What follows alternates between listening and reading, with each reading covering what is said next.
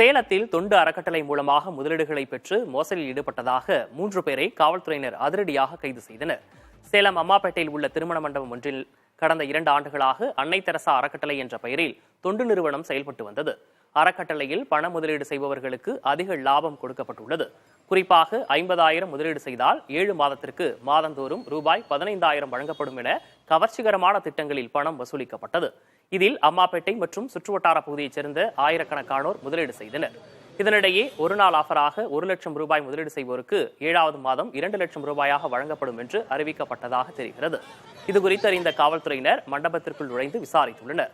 முறையான ஆவணங்கள், உரிமம் ஏதும் இல்லாமல் பணத்தை பெற்று வந்ததால் அறக்கட்டளையைச் சேர்ந்த 3 பேரை கைது செய்துள்ளனர். ஆனால் அவர்களை கைது செய்யக்கூடாது என கூறி காவல்துறையினரை சிறைபிடித்து மக்கள் வாக்குவாதத்தில் ஈடுபட்டதால் பரபரப்பு நிலவியது.